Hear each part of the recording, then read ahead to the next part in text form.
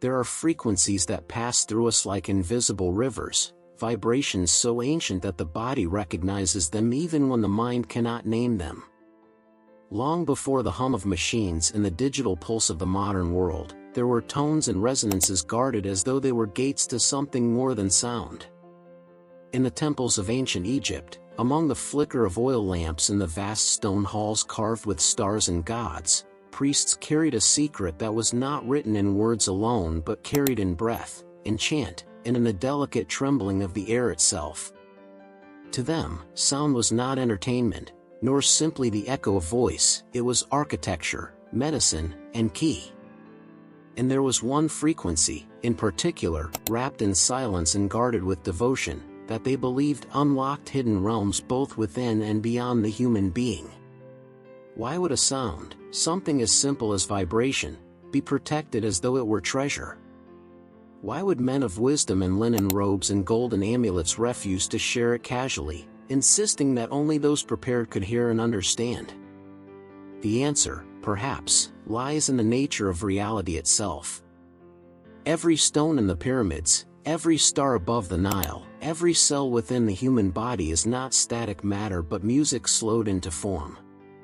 Frequency is the invisible brushstroke painting existence, the pulse that holds together atoms, emotions, and even consciousness. To touch the right frequency is to place your hand upon the hidden loom of creation itself. And so, like guardians of fire before Prometheus, the Egyptian priests kept this knowledge close, knowing that to misuse such resonance was to fracture the balance between the seen and unseen worlds. The human voice was their instrument, the temple chamber their amplifier. Within those sacred walls, geometry and sound merged, columns, corridors, and sanctuaries designed not merely for grandeur but for acoustics. Whisper a syllable in those spaces and it multiplied into eternity. Chant a sacred tone and the body itself quivered with recognition. The priests taught that when the human body was exposed to certain resonances, it was not only the ears that heard, but the bones, the blood, and even the silent corridors of the soul. In that trembling alignment, a doorway appeared, not made of stone, but of awareness, a threshold to the realms unseen by ordinary sight. We live in an age where sound is constant and often chaotic. We scroll past vibrations we call music, news, and noise without pausing to ask what frequencies are shaping us, what invisible architecture is forming the patterns of our thoughts. Yet the ancients listened differently. To them, sound was the skin of the unseen world, the touch of the eternal upon the temporal. They did not merely hear, they felt, they surrendered, they were attuned. They saw sound as the ladder by which one ascends from the everyday into the eternal. To find the guarded frequency was not a matter of curiosity, it was to taste the rhythm of creation itself, to place one's consciousness in harmony with the divine order written into the universe. And so the priests did not merely chant, they calibrated. They struck tones as though striking flint, igniting sparks of awareness. They whispered syllables as though planting seeds, each vibration meant to germinate into insight within the initiate. The frequency they guarded was said to open the inner ear, the organ of spiritual perception that lies dormant in most. Just as light reveals form to the eye, this sound revealed dimension to the soul. In the right state of listening, one did not hear the frequency as much as dissolve into it, like salt vanishing in water, becoming one with a greater ocean of resonance. What makes this so compelling is that modern science now whispers back fragments of what the ancients knew. Cymatics shows us that sound sculpts matter, that a single frequency can cause sand, water, or dust to dance into geometric patterns resembling sacred mandalas. Neuroscience shows that brainwaves can be entrained by tones, shifting consciousness into altered states, relaxation, vision, or ecstatic clarity. Even physicists confess that the universe itself hums at an inaudible scale, a great background symphony stretching across galaxies. The Egyptian priests may not have spoken in these modern terms, but their practice was born of the same recognition: reality is woven of sound,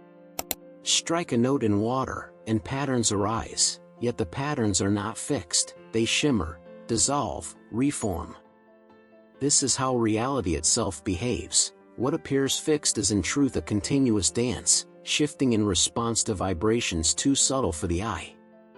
The Egyptians saw in this a hidden law. To understand the world, one must listen beneath appearances, attuned to the frequencies shaping form. The guarded sound, then, was not simply a key to hidden realms but a revelation that realms themselves are nothing but varying densities of vibration. This leads us to another essential pillar: sound as medicine. The priests taught that illness was a form of dissonance, a note out of harmony with the body's symphony. Just as a harp string can be tuned, so too can the human organism.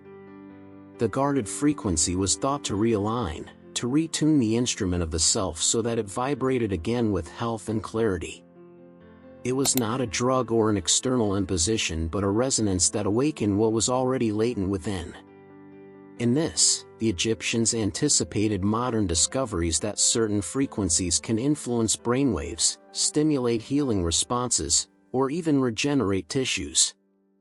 They did not use the language of neuroscience, but they spoke of balance, of harmony, of the return of order through vibration. Beyond the body, the priests also recognized the power of sound upon consciousness. When one listens deeply, not with the ears alone but with the whole being, a transformation occurs. The guarded frequency was said to quiet the noise of thought, to dissolve the restless chatter that chains the mind to the ordinary. In its place arose a stillness, a spacious awareness in which new realms could be perceived. These were not realms out there but realms within, dimensions of consciousness layered like veils over the everyday. To lift one veil was to see more clearly, to feel more deeply, to know more directly. The frequency was thus a tool of initiation, guiding the seeker into the temple of their own inner cosmos. Another core concept woven through this tradition is that of protection. Why guard a frequency so carefully? Because sound is power, and power can heal but also harm. The Egyptians knew that to misuse vibration was to tamper with the very patterns of life. Sound could summon clarity, but it could also summon madness. To give the guarded tone to the unprepared was to risk unleashing forces the initiate could not control, like giving fire to one who does not know whether to warm or to burn. The priests were not hoarders but protectors, ensuring that resonance would be used as ladder, not as weapon. And here lies perhaps the most profound theme: sound as language of the cosmos. Unlike words, which divide and categorize, frequencies unite. They do not speak to the intellect alone but to the whole being. The guarded frequency was, in essence, a word of the universe itself, a syllable spoken by creation into its own body. To hear it was to remember that one is not separate, not isolated, but woven into the fabric of existence. In this way, the guarded sound was less about discovery and more about remembrance, less about acquisition and more about awakening. As we meditate on these themes, vibration as reality, sound as medicine, frequency as bridge, protection as wisdom, we begin to glimpse why the Egyptians placed such weight on this mystery. They were not worshipping sound itself but what sound revealed: the hidden architecture of existence, the secret symmetry between matter and spirit, between human and cosmos.